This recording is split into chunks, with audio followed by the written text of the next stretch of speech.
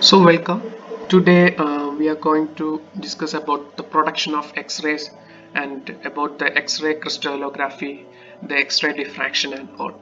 So we can see basically how the X-rays are produced. So X-rays, we know as they are high energy light with a repeating period called as a wavelength. So these X-rays are produced when high-speed electrons they collide with the target material.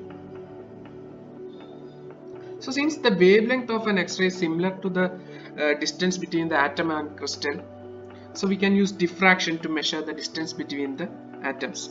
So in this figure, a sample is placed here at the center of the instrument, and a beam of X-rays is passed through the target. So this target absorbs the X-rays and re-emit in the form of new X-rays. So this re-emitted radiation is recorded by the detector in the form of graphs. So the X-rays are produced whenever high-speed electrons collide with the metal target. So this is what is basically happening inside an X-ray tube. So it's here a source of electrons, that is a tungsten. Here the tungsten filament is used as the source of electron. So it acts as a cathode, and this metal target acts as an anode. So high accelerating voltage is transferred between this cathode and anode. So usually the metal, this anode will be a water cooled block of copper containing desired target material. So this anode will usually be a copper, aluminum or molybdenum material. So this is the process how the X-rays are produced. So next we can see about into our topic, the X-ray crystallography. So X-ray crystallography is a technique for understanding the molecular and physical structure of molecule. So it's the experimental science determining the atomic and molecular structure of a crystal. You can determine the physical and the molecular structure of a particular crystal. So X-ray diffraction, it relies on dual wave or particle nature of X-rays to obtain information about the structure of crystalline materials.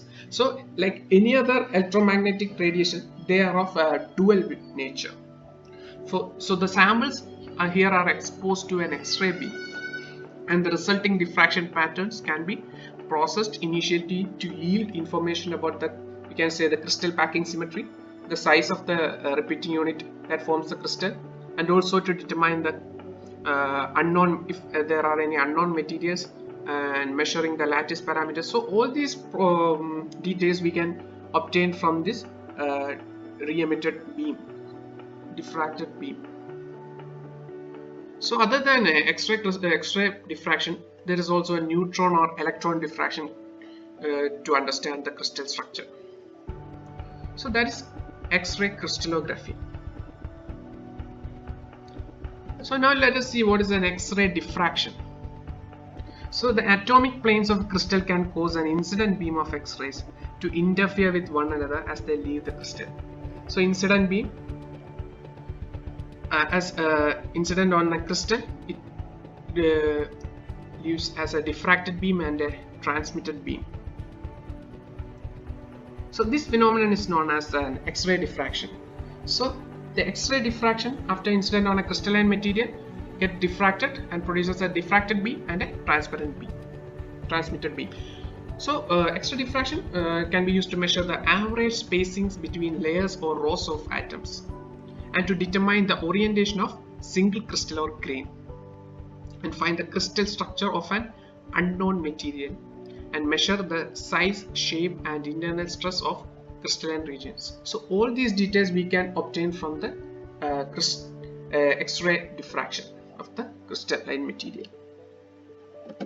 So next is Bragg's law. So Bragg's law was invented by a father and son, Sir W.H. Bragg and son W.L. Bragg. So they used the concept of spacing between two parallel planes to determine the angle at which the diffraction is going to take place. So they introduce a concept of d-spacing. Between two parallel planes, the spacing concept is introduced in order to determine the angle at which the diffraction is going to take place. So they won a Nobel Prize in 1915 for their work. So initial work was about NaCl diamond atom. So Bragg's law states that n lambda is equal to 2d sin theta. So this was the equation developed by Bragg's law. N lambda is equal to 2d sin theta. We can discuss how we get this equation in the later slides. So before going into the Bragg's law, we can just see what is constructive and destructive interference of waves. When two waves are added together, the resulting wave has an amplitude either increased through constructive interference or diminished through a destructive interference. So that is, if the vibration produced by the electric field vectors are parallel to each other, the waves may combine and undergo interference. That is, these two waves are in phase. And if the electric field vectors do not lie in the same phase and they vibrate in different angles, this can be termed as a destructive interference. So in this figure, let's see, this is wave A and wave B. These two waves are in phase. So these two waves get added together and the resultant amplitude will be from the addition of these two waves, because these two coherent waves are in same phase. So, but not in the case of a destructive interference. The crest of the one wave is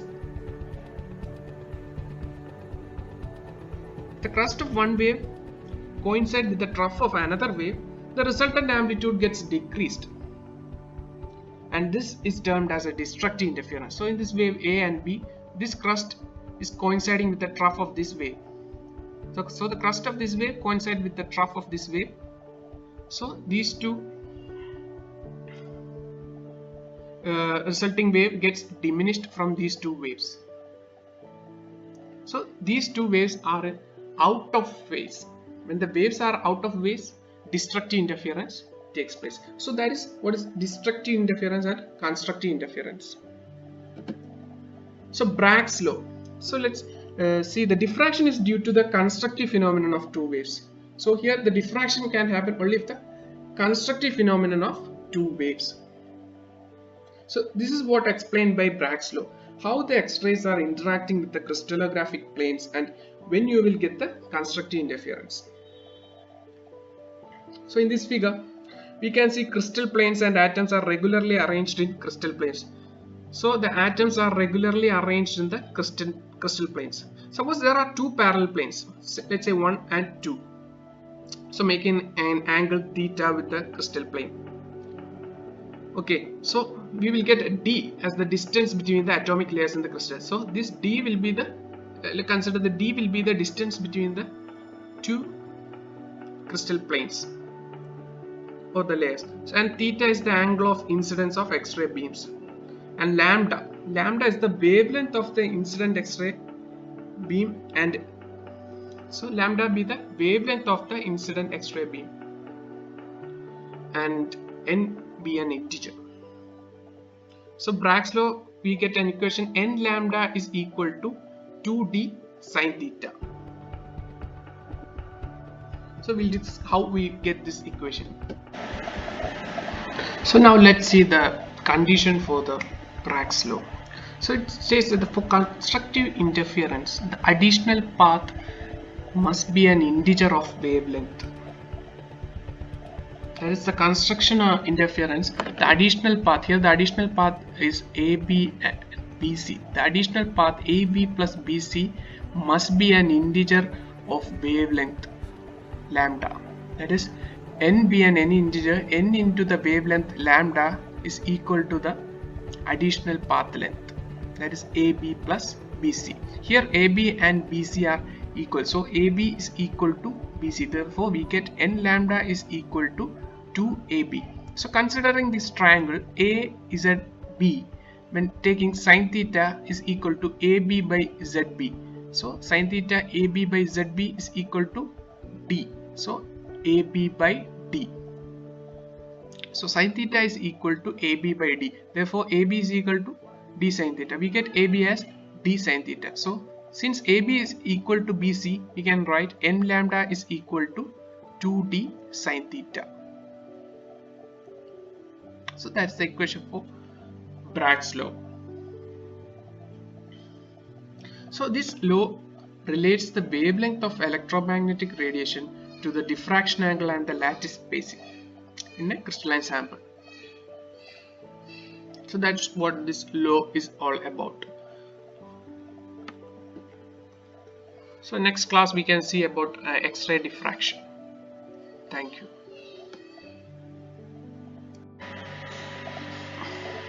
So coming to X-ray diffraction. So all diffraction methods are based on generation of X-rays in an X-ray tube.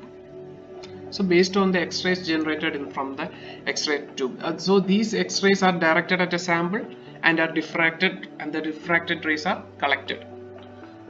So by scanning the sample through a range of 2 theta angles, that is the angle of incidence and the angle of refraction. So these 2 theta angles, all possible diffractions of lattice should be attained due to random orientation of powdered material. So we will get all the possible diffraction directions of the lattice.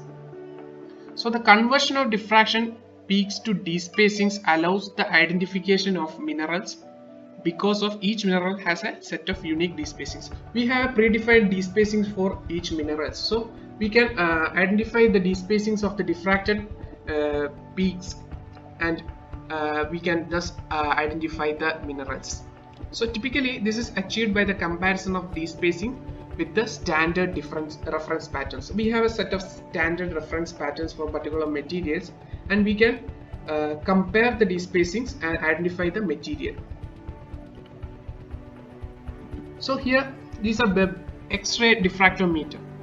So the basic elements in X-ray diffraction is an X-ray tube, a sample holder, and an X-ray detector. So here is we can see an actual X-ray diffractor. So here is a circle in which the detector is moving, and the target is inside the center of the circle, and this is the X-ray source or the X-ray generation tube. You can see here the X-ray source or the X-ray generation tube, and the X-ray produced will be taken into the diffractometer. So the incoming diffracted beam will be transferred, and we will get an diffracted beam at different angles. So we will explain the method. So in the X-ray diffraction tube, the X-ray is produced in the X-ray diffraction tube, that is a cathode ray tube, and these X-rays are collimated directly onto a sample, and as the sample and the detector are rotated, the intensity of the reflected rays is recorded in the detector.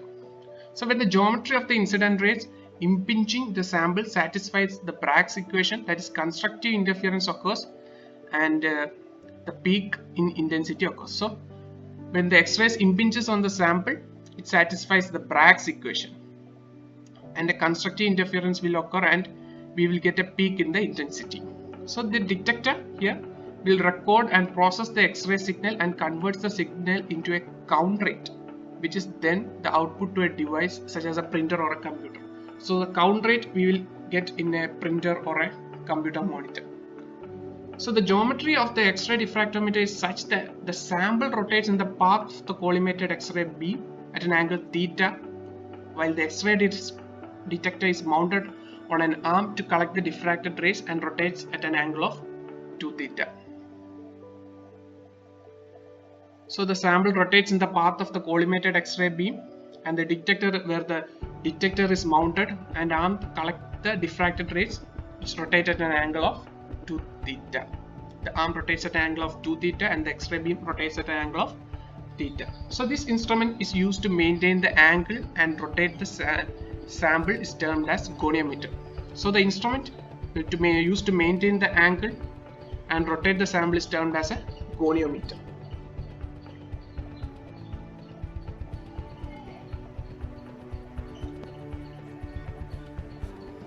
So now let's look at a problem. The question is that a beam of X-rays of wavelength lambda, that is 0.154 nanometer, undergoes first order Bragg reflection from the planes of spacing 0.91 Armstrong. We have to calculate the glancing angle, that is theta. Try to solve this problem. It's a simple problem. Okay, I'll just pause and now let's look at the answer. So the Bragg's law, n lambda is equal to 2d sine theta. So here we have given d as 0.91 Armstrong, which is equal to 0.91 into 10 raised to minus 10 meter, and that is d, and lambda is equal to 0.154 nanometer, and into we get in 0.154 into 10 raised to minus 9 meter. Here the integer n is 1, that is a first order Bragg reflection, so the n is equal to 1. So sin theta we get n lambda by 2d. Upon substituting and simple mathematical calculation, we get sin theta as 0.846, that is theta is equal to sin inverse 0.846. So now let us look at what are the applications of an X-ray diffraction. So it helps the characterization of crystalline materials. We can identify the different characteristics of the crystalline material, and the identification of fine-grained minerals such as clays and mixed layers of clays that are difficult to determine optically. So the fine-grained minerals such as clays, we can identify the mixed layers which are difficult to obtain optically, and the determination of unit cell dimensions. We can identify the dimensions of the unit cell, and also the measurement of the sample purity. The purity of the sample we can measure from this X-ray diffraction method. So these are the 4 different applications of X-ray diffraction. So now let us look at the strength and the limitations. So the strength, it is powerful and rapid. It takes less than 20 minutes. So it's a powerful and rapid technique for identification of an unknown material. In most cases, it provides an unambiguous mineral determination, and it's a minimal sample preparation is required. We require a minimal sample, so a small sample is only required, and XRD units are widely available. These units are widely available, and the data interpretation is relatively straightforward. We can easily interpret the data. So coming to the limitations, they are homogeneous and single phase material is best for identification of an unknown. So if the material is homogeneous and single phase, we can easily identify the unknown materials, and must have access to standard reference file of inorganic compounds. So we should have an access to the reference of the compounds. That is, if we know the despacings of the material, we can compare it with the results obtained. So we should have an access to the standard references, and requires 1/10 of a gram of a material which must be ground into a powder. So we require 1/10 of the gram of material which must be in the state of a powder. And for mixed materials, detection limit is approximated to 2% of the sample. If the material is a mixed material, the detection limit is approximated to the 2% of the sample. So these are the limitations. So that's all about the strengths and limitations of X-ray diffraction. So next class we will see about crystal imperfections, such as the defects which can be seen in the crystals. Okay, thank you.